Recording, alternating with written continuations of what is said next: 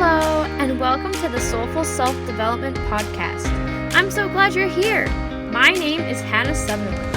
I'm a lover of all things self-care, personal development, and spirituality. I have created this podcast to help you grow into the most soulful version of yourself while creating more joy, magic, and purpose in your everyday life. If you're ready to live a life so full, then you, my friend, have come to the right place. Thank you so much for tuning in today, and now let's dive deep.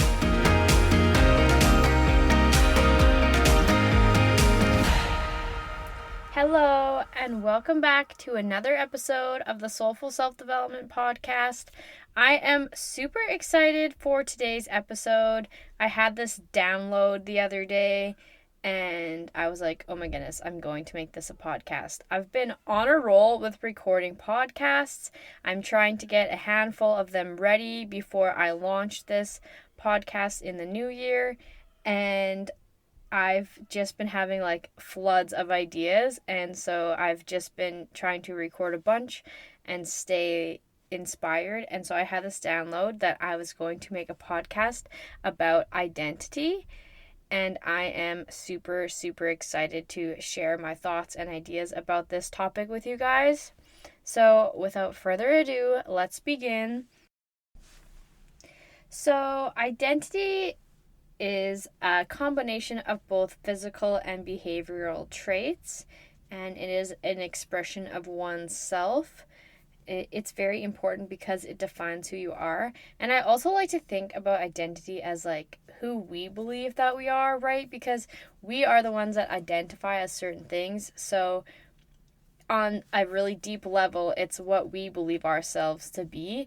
And some of this even comes from a subconscious level. There might be some beliefs in there that are so subconscious that we're not even consciously aware that we are often identifying as these things, but it keeps coming up in our life. So it's good to start being aware of identity, because you can start to tune into, what do I identify as? And it is really, really powerful because our identity shapes who we are. And it's important and powerful to know because we get to decide our identity. We get to choose how we identify, and anything that we identify as shapes our reality and shapes who we are. So it is really important that we are aware of who and what we are identifying as, because it has such an impact on our lives and on who we are. And we are driving the car. We are in control. We have the power. It is up to us to change our identity, which then trickles down and changes all the things. I once learned this, and it was described to me in a chart of a triangle. So this triangle is almost similar to like Maslow's hierarchy of needs, except it wasn't quite the same. So at the top of the triangle is identity, and then it goes down. The bottom of the triangle starts with like behaviors or habits, and then it's like beliefs and ideologies, and then values, and then at the top is identity. So essentially we are kind of taught that you should start at the bottom and work your way up to the top. So say you want to be a healthy person or a fit person, and so it starts with you need the habit of going to the gym and the habit of eating healthy, and then it goes up to having beliefs that revolve around that health is important and all of those things, and then it goes to having values of health being a top priority and value in your life, and then your identity will become, I'm a healthy person. But if you actually flip that upside down, it's more powerful, because you can start by changing your identity, start identifying yourself as a healthy person, as a physically active person, as somebody that loves to do all these things for themselves, and then when you identify as that, those things will start to change naturally for you.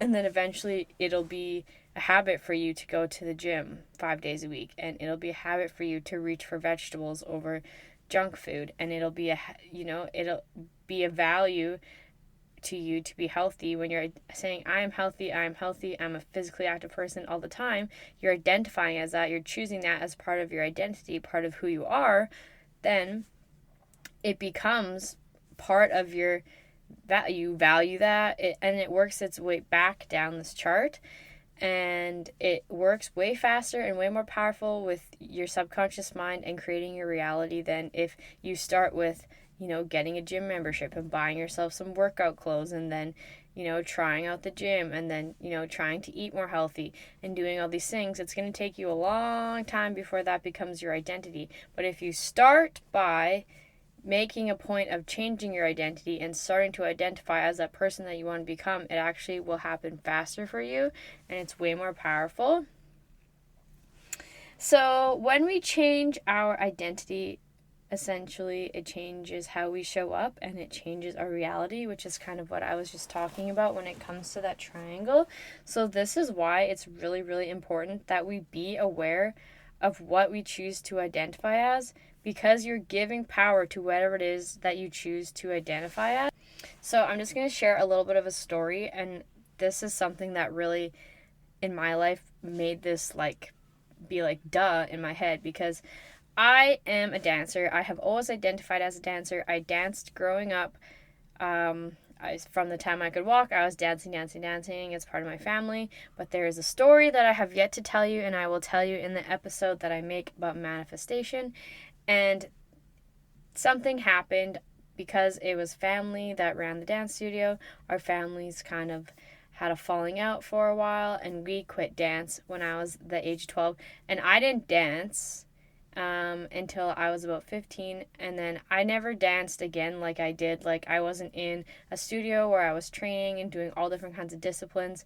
There was 2 years when I was 15 and 16, I believe, that I just did. 1 year me and my sister did a duet and I did a solo, and then another year I just did a solo just for the love of it. But I was not training. I was just doing it because I missed it, and I did not jump back into it full speed ever like I did. And then after that, there was years that I didn't dance. I never danced in grade 12, and I never danced after high school. But I always referred to myself as a dancer, and for some reason, because even though it was no longer at that point in my life, it had been years where it wasn't even really a big part of my life. It wasn't something I did all the time. It wasn't something I was actively participating in, but I always referred to myself as a dancer. I identified as being a dancer, and it actually ended up bringing dance back into my life. Several years later, I had this amazing thing happen to me, and I had a manifestation come true, and I ended up being able to be reconnected with dance, and I ended up becoming a dance teacher. And just reconnecting with that part of myself. And now I'm really super, even more a dancer than I was before. I dance all the time. I'm always dancing. Dance is such a part of my life. It's even more a part of my life now. And I solely believe that it is really because I always identified as that. I think if I would have let that part of myself go, if I would have stopped identifying as a dancer, that maybe this wouldn't have occurred for me. It wouldn't have been something that I got reconnected with and came back into in my adult years. And I am so glad that I did, because I truly feel like I'm a dancer in my soul. It is just such a part of who I am, and I'm really glad that I never let that go, because I feel like there's even people in my life that were probably are you really a dancer though? You don't dance. But I always felt like I was, and I kept that identity, and it ended up paying off, because now look at me go. Miss Hannah is one of my favorite Hannahs that I get to be. And I love dancing, and I dance all the time. And if you know me and see me around, I'm kind of always dancing. So, just a little bit of a story about identity in my life. But I would just like to say that we need to also be really careful of what we are identifying as, because there is something that I hear so commonly, and it really is almost a trigger for me because when I was younger, I really went through having depression, and I totally understand what that feels like, and I get it. And I think we live in a world where it is depressing. There's a lot of things. Most people don't have jobs that they love. Most people are just struggling and barely getting by. We kind of are in a place in our world right now that's chaotic, and there's a lot going on. And I understand why depression is so common, and I think it's definitely something that really needs to be talked about and solved. But there are so many people that I hear say, I am depressed all the time. It's just like such a common thing. And I get it because people feel depression. I see depression as more of like an emotion, a feeling, like it's like a really, really, really deep sadness, right? Like it's more than sadness, but it is to me an emotion and a feeling. And when we identify as being depressed, we are giving that feeling more power than it needs to have. And we're essentially letting it control us and be part of who we are. And it's hard because if you feel that feeling, I totally understand why you say that. And like I get why, but because you're choosing that to be part of your identity, it's going to be way harder for you to move past of and get over this like phase of your life, I'm going to say, because I hope that it's not something you're always dealing with. And if it is something you're always dealing with, I hope that you can find help to get past it. And I hope that there's other ways that, because like so commonly people like go for help, and what happens is they end up trying to like out medications. And if that works for you, that's great, but it's kind of like putting a band-aid on it versus like fixing the root of the problem. And we're also still identifying as being depressed when we're taking medication for our depression every day, and we're doing all these things for our depression. But there are a lot of other things that you can do and stop giving the depression that power by identifying as it. But it's not just depressed, it's other things. It's I am anxious. This is one that I am really, really bad for, is I say I'm blind as bat. I say I'm blind as bat all the time. I have glasses. My eyes aren't even that bad, but it's just like a thing that I have said. People say, I say I'm blind as a bat. And actually, one time when I was at one of my spiritual retreats, this guy was like, I bet you if you quit telling yourself that you wouldn't be so blind. And I was like, you know what, you're right. I totally believe that our bodies have magical healing powers and that we could do all these things. And so I try to stop myself from saying that, and I don't identify as being blind anymore. I be thankful and practice gratitude for the vision that I do have. And the last time I got my eyes checked, my eyes got better. My prescription went down. So I'm going to keep working on that and make sure that is something that I keep identifying as having good eyesight and healthy eyes. Because it's just something so easy to say and you don't even think about it. But when you stop and think about it, it's like, why am I identifying as being blind? I'm going to tell my body that I don't need to see, that I'm becoming blind, and I don't want that. I don't mind having glasses. It's fine. I'm thankful that we have glasses and contacts that allow me to be able to see. But I also would much rather just having perfect vision and not having to worry about that or spend money on that. And that's something I'm going to try to manifest for myself, is perfect vision. If that comes through me getting eye surgery one day, or me fully just healing my eyes through magic, then that is what I'm going to do. But instead of identifying as and putting our energy into these negative identities that actually are controlling our lives a little bit, we want to start identifying as who we want to be. So I challenge you to sit down, take some deep breaths, be in tune with that special part of you, that deep part of you that knows, and write a list of who you want to be. If you could be anybody in the world, if you could do anything, you knew there was no limitations, you knew that anything was possible, it doesn't matter what anybody tries to tell you, who do you want to be? Write a list. I want to be a millionaire. I want to be happy. I want to be successful. I want to live in a big house. I want to travel the world. I want to be a mom. I want to be an auntie. I want to be whatever it is you want to be. Then write a list, and start identifying as these things. It can start out as just affirmations that you say to yourself in the mirror, out loud, in your head, whatever. I am wealthy. I am successful. I am a podcast host to a very successful podcast. I am a 6-figure life coach. I am all of these things. Start identifying as it. Start saying it out loud. And the next step after that, after the affirmations, because this is first how we get comfortable in that feeling and we see how that feels for us, because you might say something like, I'm a veterinarian. To me, that doesn't feel good, because that's not actually something that I want to do. If that's something that you want to do, then that's fabulous. But for me, I want to have a very successful podcast, and I want to be a very successful coach, and I want to help millions of people. That's what I want to do, so that's what I identify as. Then I start making decisions. It's like, okay, so if I want to be a successful podcast host, what's something that I would do? I would sit down and record a podcast. So here I am, taking steps toward that part of my identity.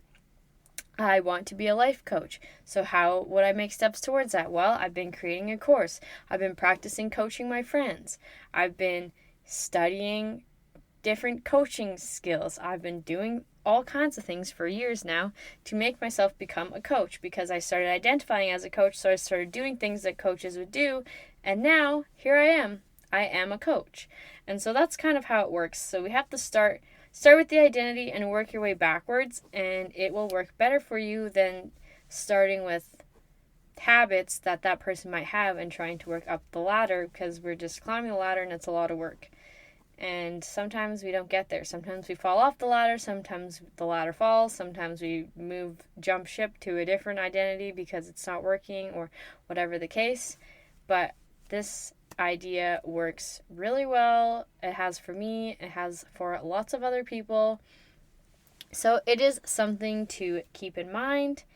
So that is kind of just my little tangent about identity. I just hope that you guys can remember that it is really important, and know that whatever you choose to identify as, you are giving power to. So make sure that you connect to that part of yourself that knows. Make sure you're listening to your soul and your intuition, and you get to choose to identify as whoever it is that you want to be, and give that beautiful part, those beautiful, wonderful things that you want to be, power, instead of the things that are essentially holding us back.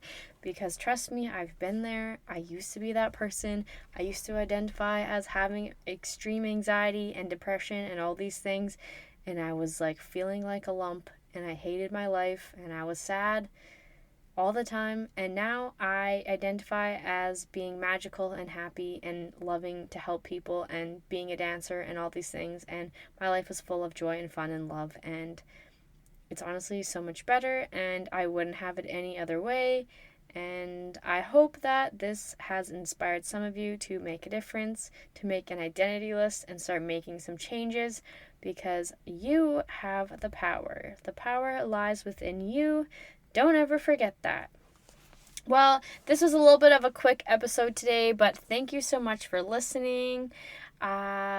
If you have any questions, comments, or even just ideas for the next show, feel free to message me on Instagram. My Instagram is @soulful.self.development, and I will see you next week. Love you guys. Bye. Thank you so much for tuning in today and making Soulful Self-Development possible. I am grateful for each and every one of you. If you enjoyed the show today, make sure you rate, review, and subscribe. Stay tuned for new episodes coming out every Wednesday. You can connect with me on social media at soulful.self.development. I would absolutely love to hear from you. You guys make my heart so full. See you next time.